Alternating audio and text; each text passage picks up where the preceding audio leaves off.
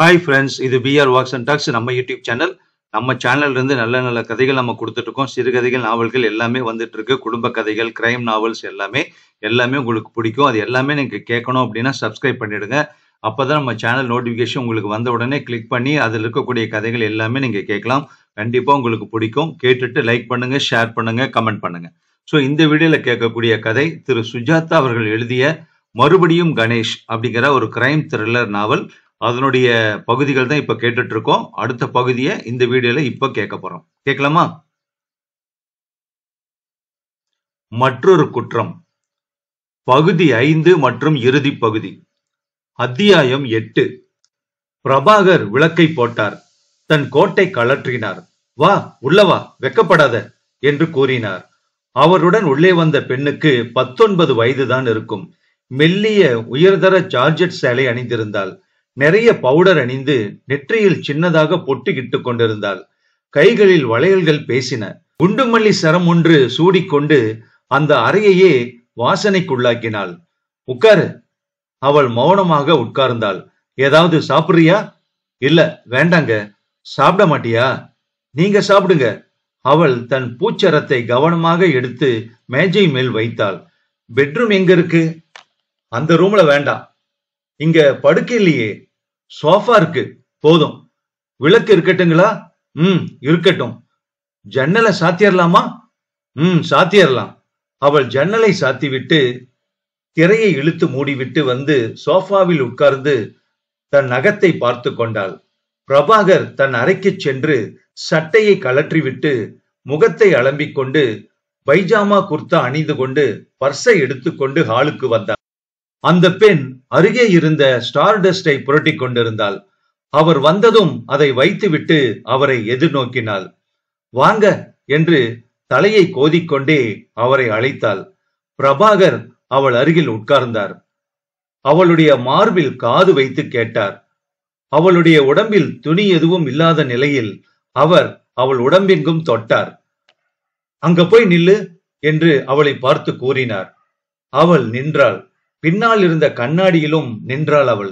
எதுவும் உணர்ச்சி தெரிவிக்காமல் அவளையே பார்த்து கொண்டிருக்க, சைலஜா, வா, என்கிட்ட வா சைலஜா. என்னங்க, என் பேரு கற்பகம், உன் பேரு சைலஜா. ஓடி வந்துரு, ஓடி வா, சீக்கிரம் வா. அந்த பெண் சோஃபாவில் மல்லாந்து படுத்துக்கொண்டு மெலிதாக குரட்டை விட்டுக் கொண்டிருக்க அவள் உடம்பின் மேல் போர்வையை விளக்கினார். சீராக அவள் மார்பு மூச்சுக்கு ஏற்ப ஏறி இறங்குவதை சற்று நேரம் பார்த்தார். மறுபடியும் போர்த்தி விட்டார். ஜன்னலுக்கு வந்தார். திரையை விலக்கி இருட்டில் வெளியே பார்த்தார். திடீரென்று அவருக்கு சிரிப்பு வந்தது. மெதுவாக ஆரம்பித்து சூடு பிடித்து அவர் சிரிப்பு விஸ்தாரமாகி அந்த அறையில் எதிரொலித்தது. சிரித்துக் கொண்டே இருந்தார். கண்களில் கண்ணீர் வரும் வரை சிரித்துக் கொண்டிருந்தார். கப்போர்டுக்கு சென்று விஸ்கி பாட்டிலை எடுத்து விஸ்கி ஊற்றிக்கொண்டு கண்ணாடியை உயர்த்தி, இந்த சின்ன வயதில் தற்கொலை பண்ணிக்கொண்டு இறந்த என் இனிய மனைவி கற்பின் சிகரம், கணவனே கண்கண்ட தெய்வம் என்று நம்பிய சைலஜாவுக்கு என்று சொல்லி மடக்கென்று முழுங்கினார். மறுபடியும் சிரித்தார். அந்த பெண் துணுக்குற்று எழுந்தாள். கூப்பிட்டீங்களா என்று கேட்டாள். நீ கொஞ்சம் போடுறியா இத?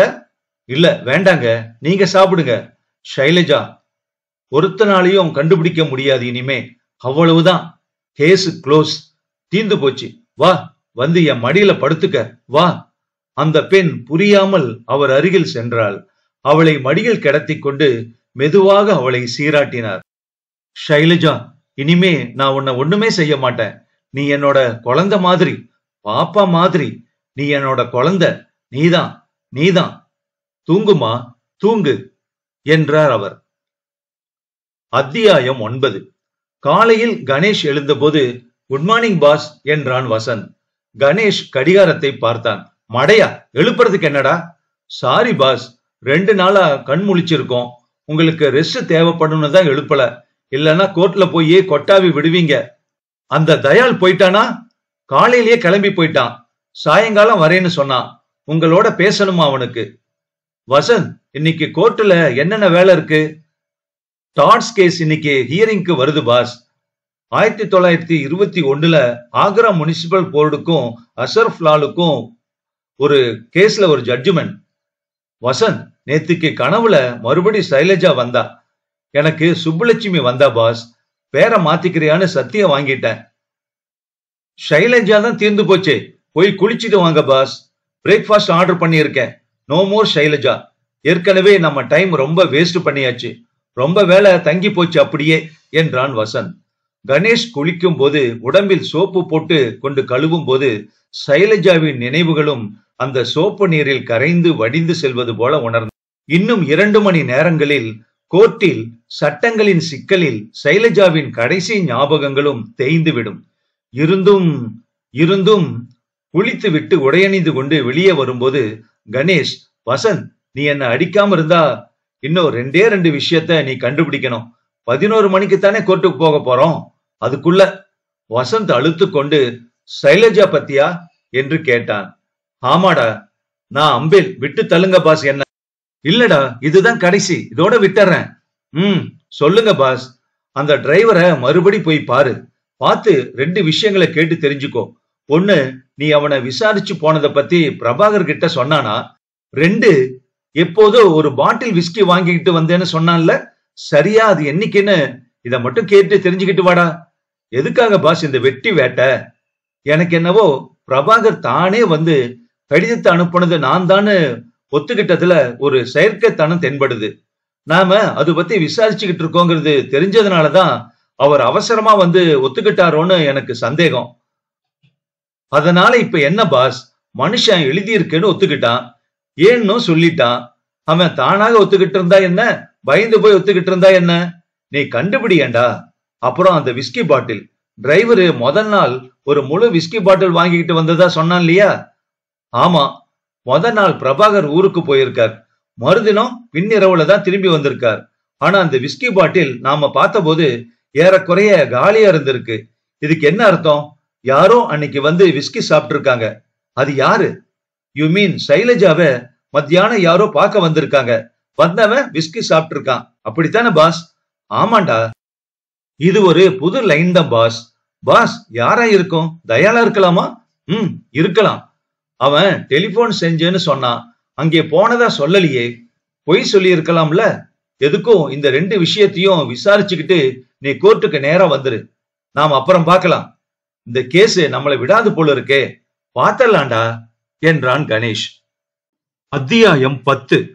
2-3 அட்ஜர்ன்மெண்ட்டுகளினால் கணேஷ் பிற்பகல் 2 மணிக்கு அலுவலகத்துக்கு திரும்பி விட்டான். வசந்த் இப்போதுதான் திரும்பி வந்தான். என்ன வசந்த், இவ்வளவு லேட்டு? நீங்க கேட்டதுக்கு கொஞ்சம் மேலேயே கண்டுபிடிச்சிட்டு வந்திருக்கேன் பாஸ். Something interesting. அப்படியா? சொல்லு. முதல்ல பிரபாகருக்கு அந்த கடுதாசிய பத்தி நாம விசாரிச்சதெல்லாம் முழுக்க தெரியும். சமையல்காரன் சொல்லியிருக்கான், டிரைவர் சொல்லியிருக்கான், ஏன் அந்த பொண்ணு பிரேமலதா கூட சொல்லியிருக்கும் இல்ல. இந்த மாதிரி வசந்த்னு ஒரு ஆளு உங்களை பார்க்க வந்தாரு, டைப்ரைட்டர் பத்தி விசாரிச்சாருன்னு.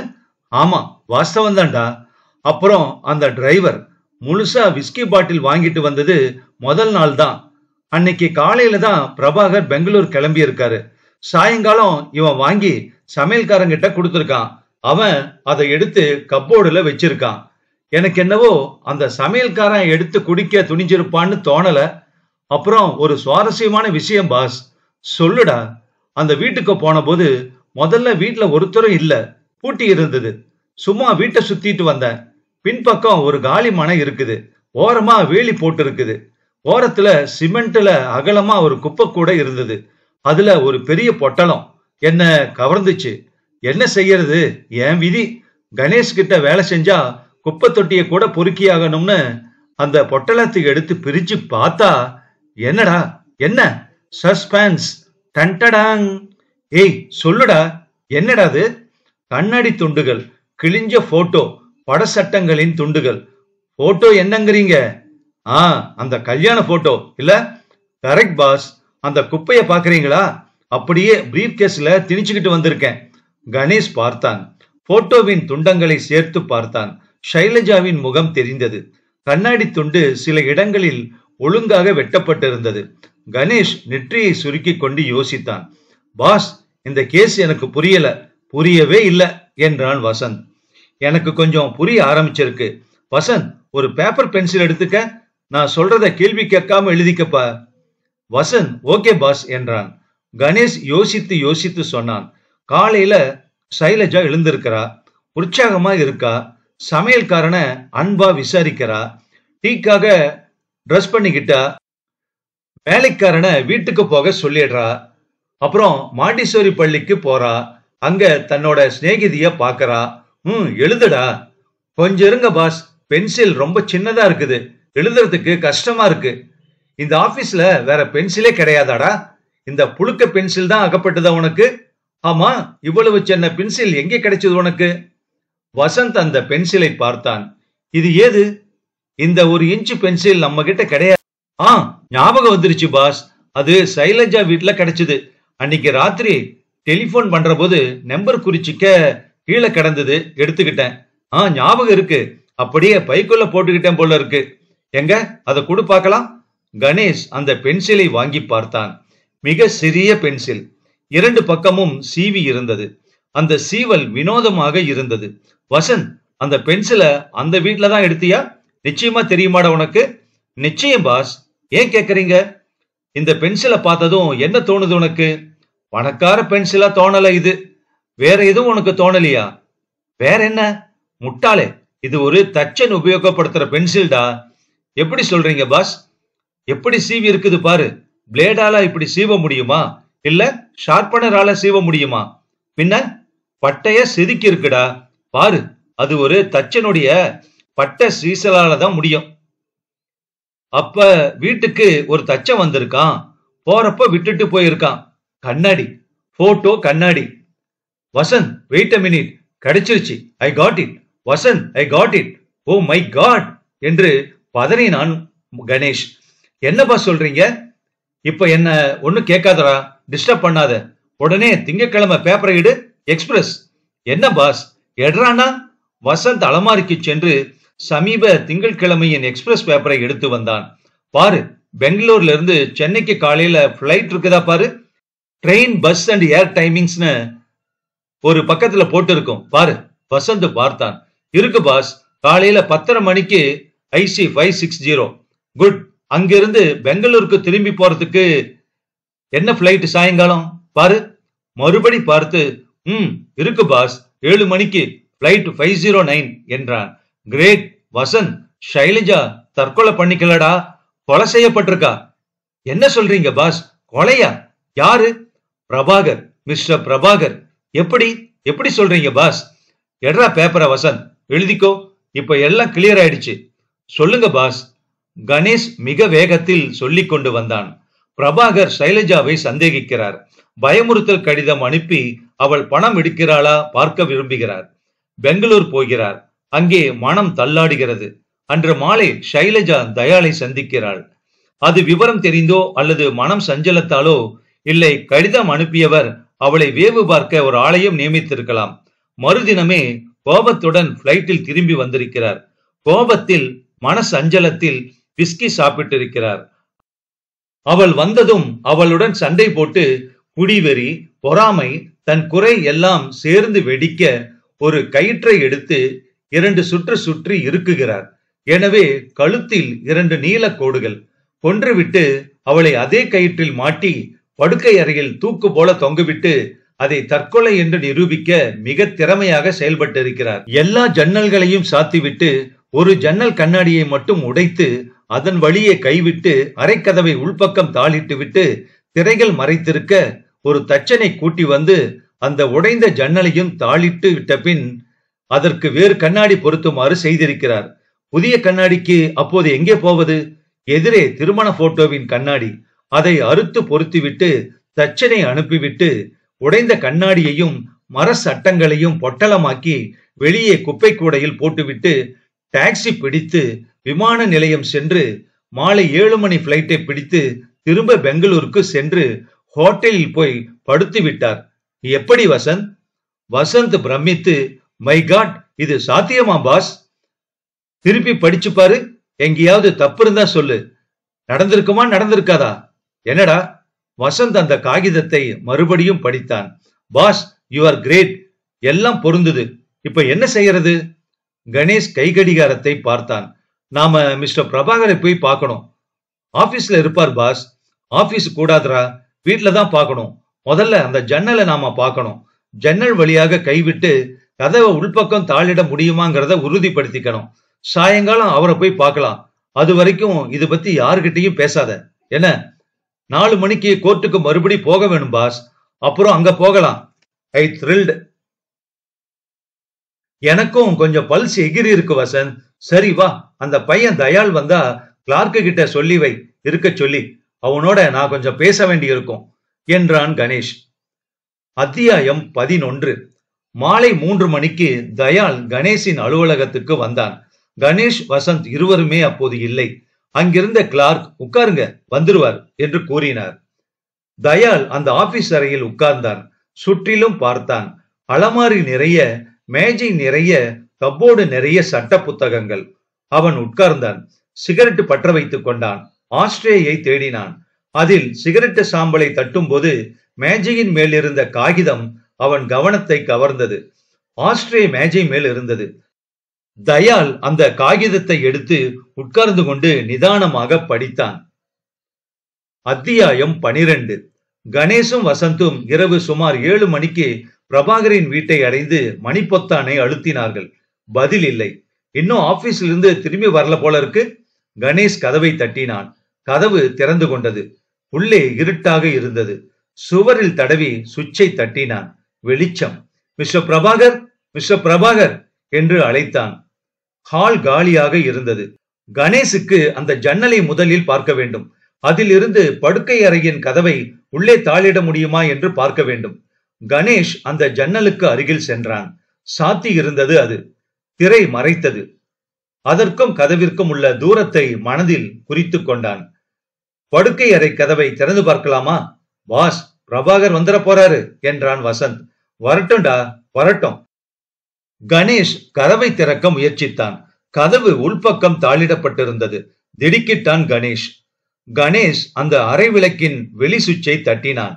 மறுபடி அந்த வெளிச்ச விளிம்பு. கணேஷ் சாவி துவாரத்தின் வழியாக பார்த்தான். ஓ நோ என்று உடனே கத்திவிட்டான். என்ன பாஸ்? பிரபாகர் என்றான் கணேஷ். என்னது? வசந்த் பார்த்தான்.